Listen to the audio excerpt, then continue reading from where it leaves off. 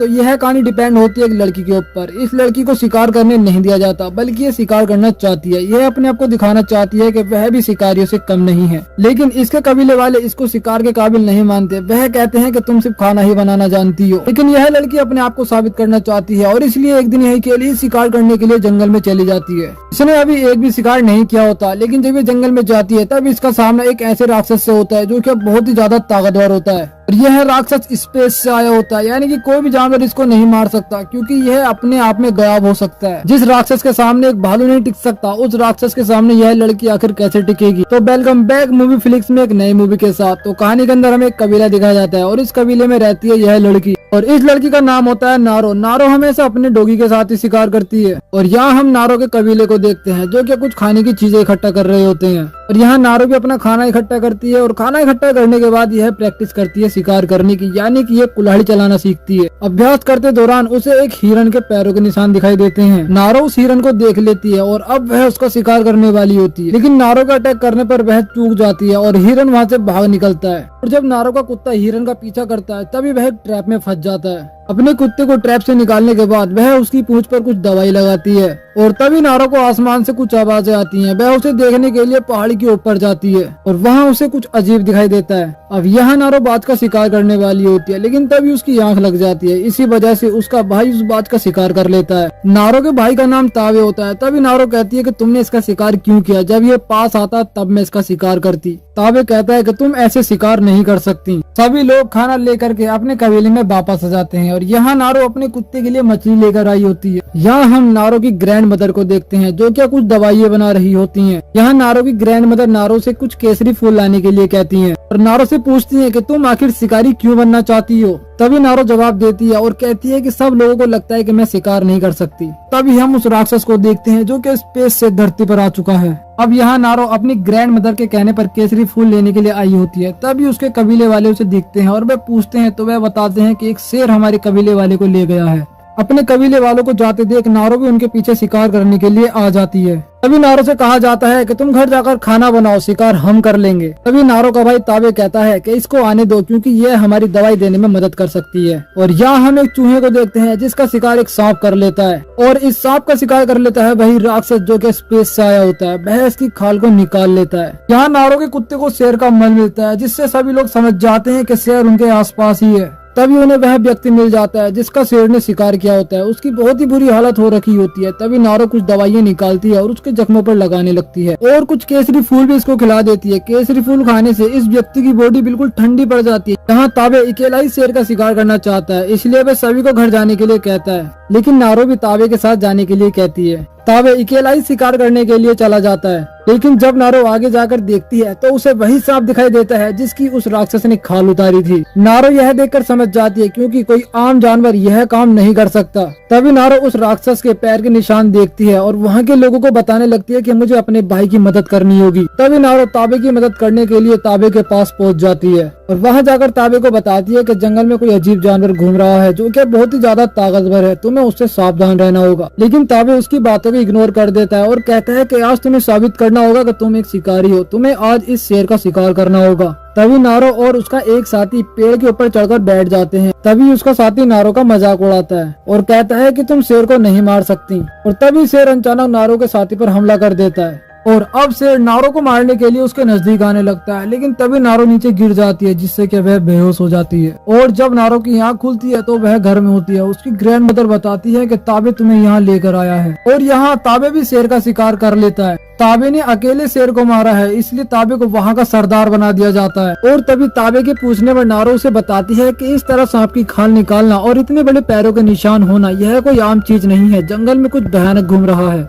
तभी ताबे कहता है कि तुम्हें डरने की जरूरत नहीं है, मैं उसे भी मार दूंगा। और अगली सुबह नारो अकेली निकल पड़ती है उसका शिकार करने के लिए, क्योंकि नारो को अपने आप को साबित करना है कि वह भी उन जैसी एक शिकारी है। आगे जाके नारो को फुटप्रिंट दिखाई देते हैं और जब वह लकड़ी उसका साइज नापती है तो वह साइज बहुत बड़ा होता है। तभी हम एक खरगोश को देखते हैं और इस खरगोश को देख रहा होता है भेड़िया और भेड़िए को देख रहा होता है वह राक्षस। और जैसे ही भेड़िया खरगोश को पकड़ने वाला होता है तभी वह राक्षस इस भेड़िए को दूर फेंक देता है। और यहाँ राक्षस भी भेड़िए को नजर नहीं आता। अब जैसे ही भेड़िया राक्षस पर हमला कर देता है तो राक्षस उस भेड़िए को बड़ी आसानी से मार देता है। और यहाँ नारो भी एक खरगोश का शिकार करने की कोशिश करती है लेकिन कर नहीं पाती। तभी वह कुछ टहनियों को छीलती है और उनसे रस्सियां बनाती है। इस रस्सी से कुल्हाड़ी को बांध लेती है जिससे कि उसे शिकार करने में बहुत आसानी हो जाती है और बड़ी ही आसानी से खरगोश का शिकार कर लेती है। और यहाँ यह दोनों आग जलाते हैं और उस खरगोश को पकाकर बड़े आराम से खाते हैं। अब सुबह होती है और नारो अपने शिकार के लिए निकल पड़ती है। आगे जाकर नारो देखती है कि वहाँ पर बहुत से जानवर मरे हुए हैं। कुछ दूर और आगे चलने पर नारो एक दलदल में फंस जाती है। नारो वहाँ से निकलने की बहुत कोशिश करती है लेकिन निकल नहीं पाती बल्कि और अंदर धंसती चली जाती है।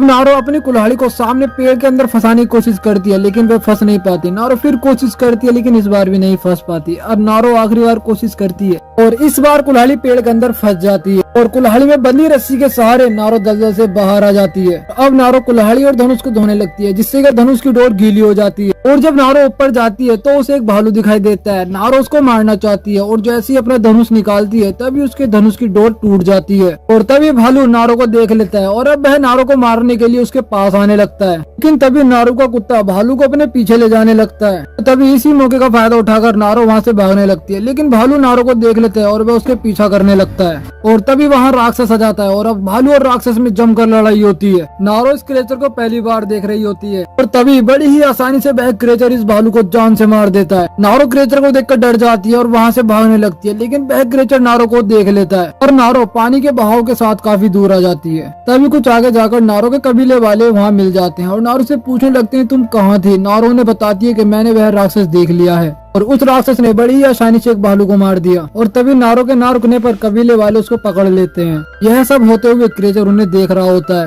और तभी नारो के साथ ही नारो का हाथ बांध देते हैं और उसकी कुल्हाड़ी भी उससे छीन लेते हैं। और तभी इन लोगों को किसी के वहाँ होने का आभास होता है। यह देखने के लिए कबीले का एक व्यक्ति आगे आता है और जब आगे जाकर देखता है तो उसको वहाँ कुछ भी नहीं मिलता। तो तभी यह अपनी बॉडी पर रेड लाइट देखता है। वहीं यह व्यक्ति मारा जाता है। वह क्रिएचर इनके पास आ चुका है लेकिन इन्हें दिखाई नहीं देता। तभी एक व्यक्ति तीर चला देता है और वह तीर जाकर क्रिएचर के हाथ पे लगता है। सभी लोग क्रिएचर से बहुत लड़ते हैं लेकिन वह क्रिएचर का सामना नहीं कर पाते। इसी बात का फायदा उठाकर नारो भी अपने हाथ की रस्सी को काट लेती है और इससे पहले क्रिएचर उसके पास आता वह वहाँ से भागने लगती है। तभी नारो को उसका एक साथी और मिल जाता है जो कि वहीं पास में छिपा हुआ होता है। लेकिन क्रिएचर उन दोनों को भी देख लेता है और जैसे ही क्रिएचर उस लड़के पे हमला करने वाला होता है तभी नारो उसको बचा लेती है। लेकिन क्रिएचर लड़के को नहीं छोड़ता, वह उसे वहीं मार देता है और आगे जाकर नारो का भी पैर एक ट्रैप में फंस जाता है। जैसे ही क्रिएचर नारो के पास आता है तभी दूसरे कबीले वाले वहाँ आ जाते हैं और वह नारो को पकड़कर अपने साथ ले जाते हैं और एक पिंजरे में बंद कर देते हैं। और यहाँ नारो को पता चलता है कि यह लोग भी उस क्रिएचर का शिकार करना चाहते हैं। और तभी एक व्यक्ति नारो के पास आकर पूछता है कि तुमने वहाँ पर क्या देखा और तुम उसके बारे में क्या जानती हो। पर नारो इन्हें कुछ भी नहीं बताती, लेकिन इसका भाई ताबे भी इन्हीं की कैद में होता है। नारो यह देखकर डर जाती है। तभी यह लोग उस क्रिएचर का शिकार करने के लिए नारो और ताबे को एक जंगल के अंदर एक पेड़ से बांध देते हैं और दूर बैठकर क्रिएचर का आने का इंतजार करते हैं। लेकिन इन लोगों को पता नहीं होता कि क्रिएचर इन्हीं के पीछे है और उस क्रिएचर ने इनके काफी लोगों को मार भी दिया है।